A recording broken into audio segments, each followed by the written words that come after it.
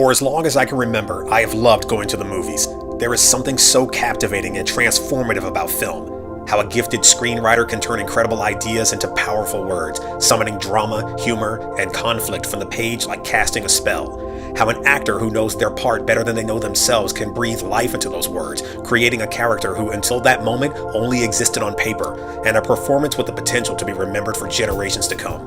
And how a director with vision and imagination can bind those rare elemental creative forces, fashioning them into a gateway able to draw you into whole other worlds, holding fast to your senses until the closing credits roll, and sometimes, if the job is well done, for far longer. My name is M. Glenn Gore. I'll be your host each week as we explore in depth the newest releases both in the theater and at home. You're watching In Like Glenn, and today we're discussing 50 Shades Freed. The following video review contains spoilers for the film 50 Shades Freed. Proceed with caution. 50 Shades of Grey, the erotic, depending on your definition of the word, novel by author E.L. James, as you no doubt know by now, originated as a self-published ebook alternative take on the at once reviled and adored Twilight franchise from novelist Stephanie Meyer. That wasn't to be its fate, however, as it skyrocketed to the top of bestseller lists the world over when it was released in 2011, spawning 2 sequels and selling over 150 million copies globally in the process. Now here comes a little perspective.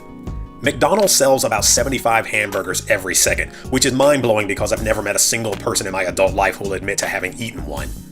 I'm going to go ahead and say it. 50 Shades of Grey is the McDonald's of erotic fiction. By and large, I'm not wild about the term guilty pleasure. It's a willing admission you enjoy something you've been told you shouldn't, either because that thing is terrible, or because that thing is terrible and others will deride you for liking it and you find it preferable to head any such ridicule off at the pass, so you preface your statements with things like, I know it's garbage, but I just love blank. If that's the case, I'm not here to judge you, but it begs the question. If you like something, regardless of whether friends, family, co-workers, and critics do or don't, why should you be ashamed to admit it? I bring all this up because, as of my recording this, 50 Shades Freed, the third and final installment in the steamy but problematic BDSM-laden saga of Anastasia Steele and Christian Grey, has grossed $137 million worldwide, squarely placing the trilogy in the same earning bracket as the Matrix and Hangover franchises. My point? You guys don't have to deny your affection anymore. If you love these movies, wear that badge with pride, because you clearly are not alone in your adoration. There is a fundamental difference, however, between saying something like, oh man, I just loved The Last Airbender, it is so awful, and saying, Blade Runner is so good, it's just as good as Transformers Revenge of the Fallen. I am directly below. Enemy scrotum. First of all, no. Second, one of these statements illustrates a certain level of awareness, the other does not. Enjoyment does not equal quality. And with attention to that particular detail in mind, I'm going to attempt to be as objective in this critique as humanly possible, so here goes. With the exception of The Bourne Ultimatum, which is superior to The Bourne Identity, and Thor Ragnarok, which is better than Thor, Thor 2 The Dark World, and Iron Man 2, it's not at all uncommon for the third chapter in a trilogy to be its weakest. And don't at me about Return of the King either, Fellowship was better.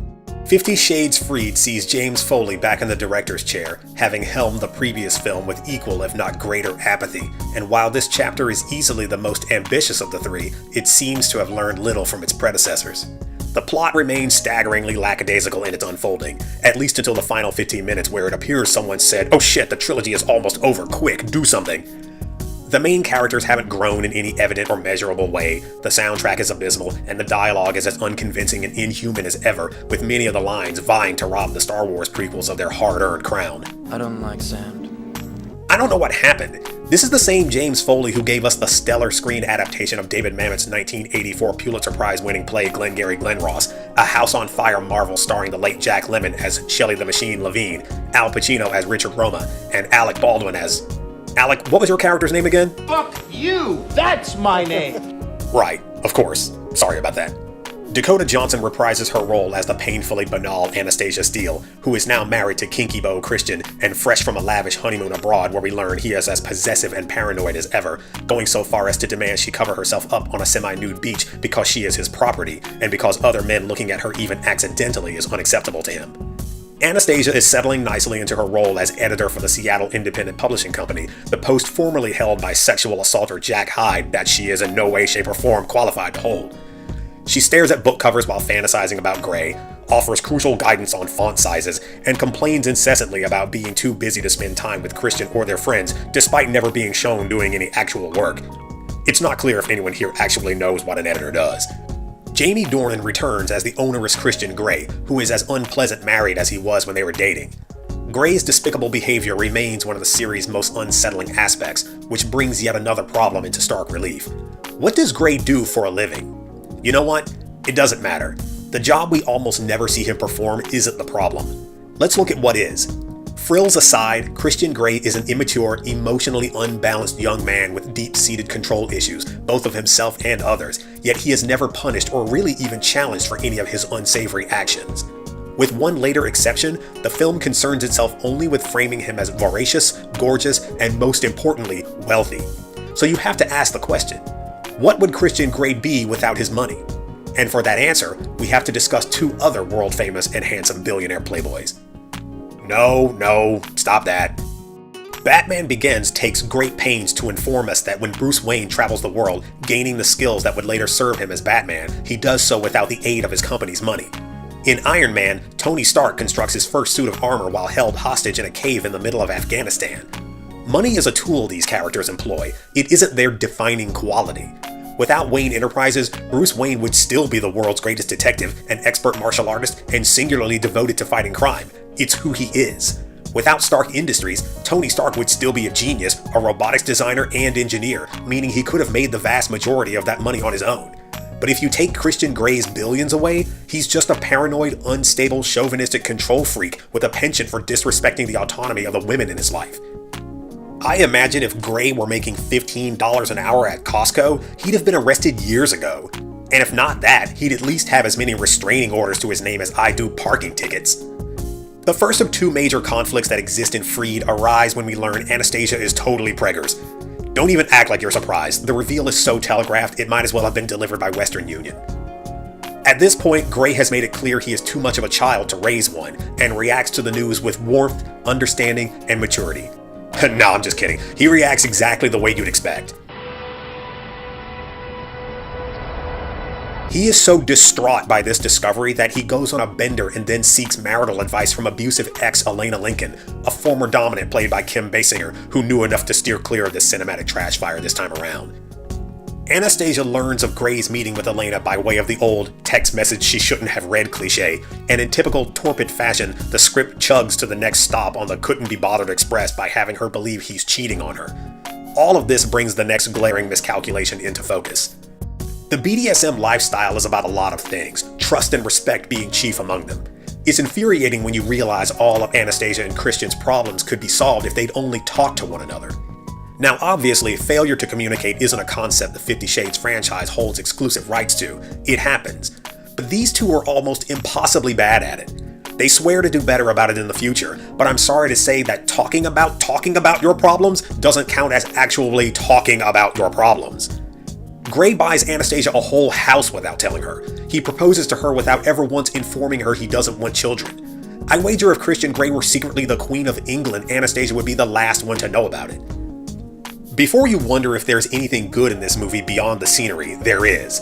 And that thing is Eric Johnson, who plays Jack Hyde, Anastasia's rapey former boss turned apparent counterintelligence expert, master saboteur, accomplished kidnapper, and homeless person since he lost his job as editor 3 weeks ago. He has somehow managed to go completely belly up in less than a month, forcing him to forge the movie's climax from the ineffectual shards of its first two acts like so much elvish blade. Jack Hyde is the Chris R of 50 Shades Freed, the only person who seems to know what the hell he's doing there, and every scene-chewing moment he bestows upon us is a blessing. The one actor in the movie having any fun with this codswallop, he abducts Christian's sister Mia and attempts to ransom her for $5 million.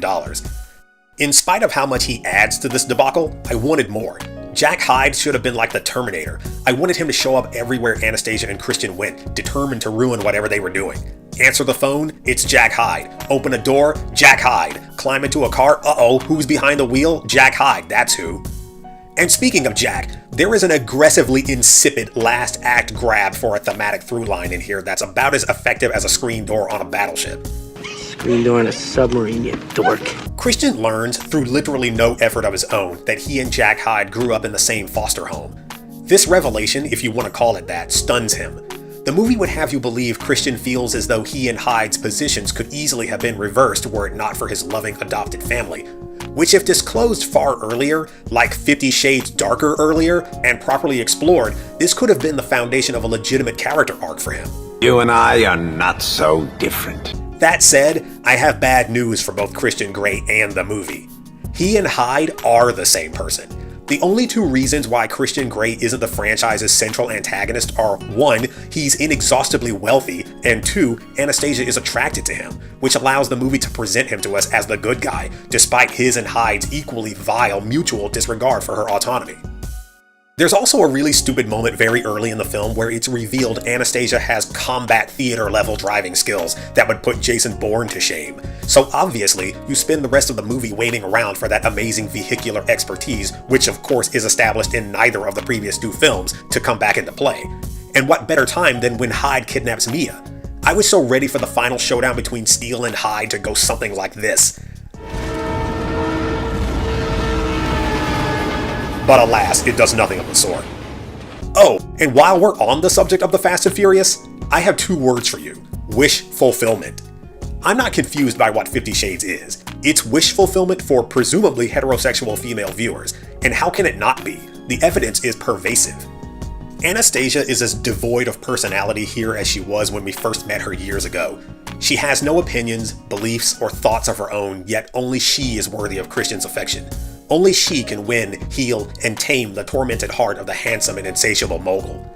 She is an empty vessel, making it easy to project your personality onto her if you so choose. She is wholly unexceptional, neither especially smart nor talented, and is in effect the very personification of mediocrity. And truly, if there is a male equivalent to 50 Shades of Grey, it has to be the Fast and Furious franchise. Fast cars, shredded abs, gunfights, fight scenes, willing, scantily clad women at every turn, and a monosyllabic blue-collar everyman at the helm. Dominic Toretto, I mean, not Vin Diesel. Vin Diesel is awesome. Iron Giant for life. They are 2 sides of the same ridiculous coin. But here's the thing. The Fast and Furious films are unabashedly ludicrous, as indulgent and absurd as anything 50 Shades has regurgitated onto the screen, yet they receive less than half the vitriol. And to that I say, if these movies can exist for guys with nary an air of shame, so can 50 Shades of Grey. It is disconcerting to me that the saga ends here though, because whether intentionally or not, the 50 Shades series has left behind a deeply troubling legacy. It presents itself as a kind of little girl checklist, which is potentially dangerous. 50 Shades of Grey was all about finding a boy, 50 Shades Darker was about getting the job, and 50 Shades Freed completes the list by giving Anastasia a baby, and worse, having Christian come to the rather dubious conclusion that he must keep their child, not because he wants to raise it or because he'd be a good father, newsflash, he wouldn't, but because he can't live without Anastasia. I'm no Dr. Spock or anything, but that's a terrible excuse to bring a child into the world. There's a reason there's no 4th installment in the 50 Shades series. It's because, according to this philosophy, nothing exists for women beyond a man, a job, and a child. This kind of thinking is offensive and, worse, deleterious.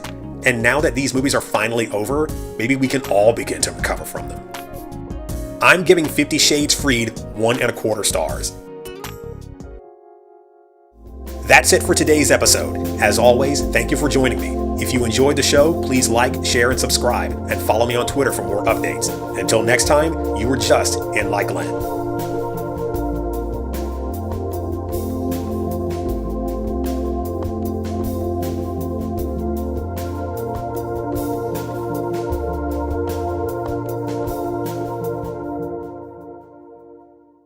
Looks like we're doing it again.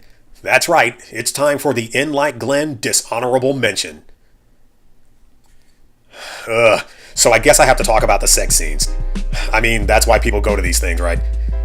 There isn't much sex in this one, to be honest, and even less BDSM shenanigans, which is surprising for a franchise purported to be entirely about that world. The scant bit therein is far tamer than what we've already seen from the franchise.